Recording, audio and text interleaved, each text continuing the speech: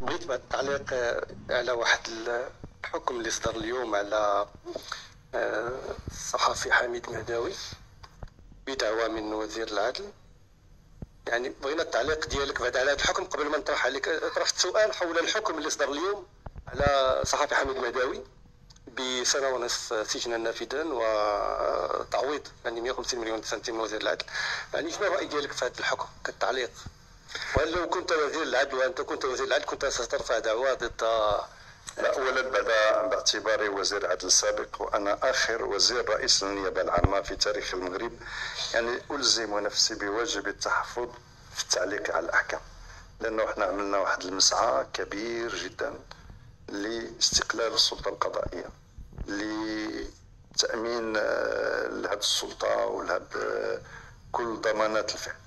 إذا ما نبغيش نعلق على الحكم، ولكن نبغي نقول أنه كمواطن وكحقوقي أشعر بالأسف أيا كان السبب حين تعتقل شي صحفي وحين تصدر هذا النوع من الأحكام. أنا أعتقد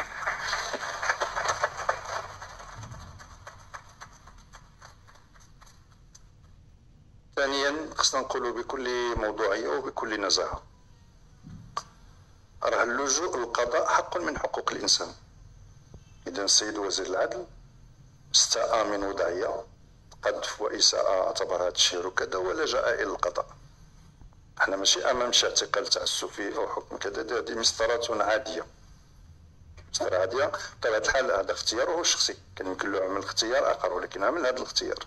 أنا تنقول اليوم في المغرب وصلنا لواحد المرحلة اللي جار يعني هو وزير ولم يلجأ إلى المقاضاة إلا بإذن من رئيس الحكومة. لا، هي شوف، كل الوزراء ما يمكنهمش يباشروا قضايا إلا بإذن من رئيس الحكومة. ان الحكومه مؤسسه، راه دابا مثلا في البرلمان راه الاسئله توجه الى رئيس الحكومه هو تفوض. اذا عدد السلوكات الوزراء مرتبطه باذن من رئيس الحكومه. فاذا انا اعتقد انه شوف كذلك وصل واحد الوقت في المغرب اللي بتوافق وطني كيخصنا ندشنوا واحد الحوار حقيقي. لانه انا نقول لكم على مساله لا يتعلق بموضوع هذا اللي كنتحدثوا عليه. انا شخصيا حقيقه اتالم للاستهداف البشع اللي كتعرض له المؤسسات في البلاد وفي غالب الحالات من خارج المغرب، وواحد القذف وواحد الشيطنه وواحد المؤسسات الامنيه ديال المؤسسات السياديه بدون معطيات موضوعيه. فاذا خص ما يمكنش نبقاو كنتفرجوا في بلادنا في ملكنا في مؤسساتنا الدستوريه وهي كتسب وكتبهدل والناس كيبحثوا كل واحد لاعتبارات اخرى. وبالتالي كذلك ما يمكنش الا نكافحوا لكي تتوسع هوامش الحريه، ولكن الحريه ماشي هي السيبه، الحريه ماشي هي الفوضى. كاين ميثاق اخلاقيات المهنه، كاين صحافه كنعتزوا. فاذا ينقصنا واحد الحوار في هذه البلاد لكي نجد التوازن الدقيق بين تمكين صحفيين وصحفياتنا من ممارسه المهنه ديالهم بكل حريه، ولكن دون أن تتحول هذه الحريات إلى اعتداء على الحياة الشخصية للناس، إلى النيل من الناس. إذا خصو يكون القانون. ثانيا ما يمكنش نقولوا أنه شي صحفي عنده شي حصانة يقذف يسب يقول ما يشاء بلا وثائق بلا كذا إلى آخره. فهذه اللحظة اللي أعتقد اليوم خصنا في هذه اللحظة التاريخية للمغرب يتحول. خصنا هذا الموضوع ديال الحريات وديال ممارسة الصحافة وديال كذا خصنا نديرو فيه واحد الوقفة.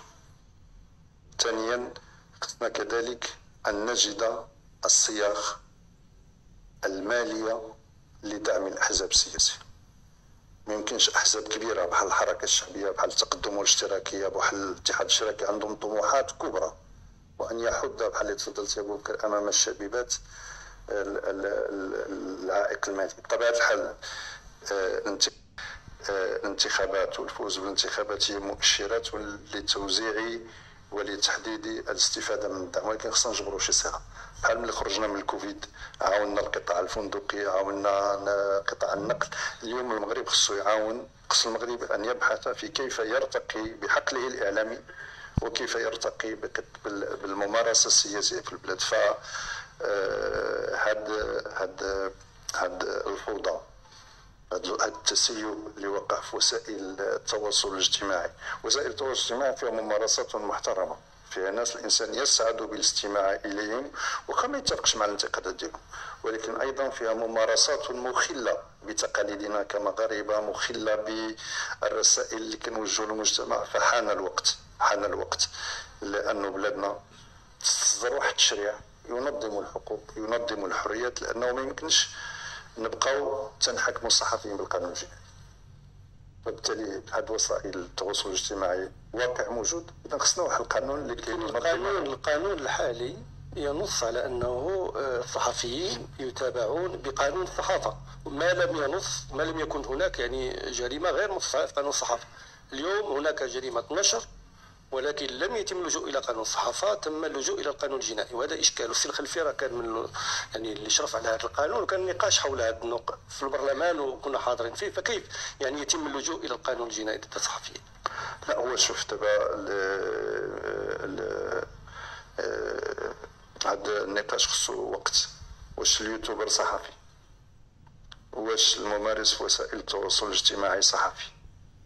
إذا حنا أصدرنا تشريعات صحفية لممارسة صحفية كلاسيكية معروفة. اليوم تغير الوقت، جات صحافة رقمية، جا واقع جديد. هذاك الشيء أدعو البرلمان والأحزاب إلى التفكير. خصنا نفكروا كيف نستصدر تشريعا جديدا لهذا الواقع الجديد. أما اليوم النص الحالي يميز أنت تعرف. جرى والله غنطرح عليك التقييم في الموضوع ديال التقييم إلا سمحتي، وحنا كنديروا واحد يعني بعض الملاحظات حول عمل الحكومة. يعني في الآونة الأخيرة يعني شركاؤكم يعني في الحكومة الأصالة والمعاصرة وحزب استقلال يعني بدأوا ينتقدون يعني تواصل الحكومة، يعني أن هناك ضعف في التواصل الحكومي. وهذا الشيء كلمتوه يعني في عدد من الملفات اللي هي يعني انفجرت في وجه الحكومة مؤخرا. كنشوفوا مثلا المشكل ديال إضراب المحامي الآن المفتوح، اللي هو خالق مشكلة في المحاكم وشلل في المحاكم بسبب مشكل في التواصل.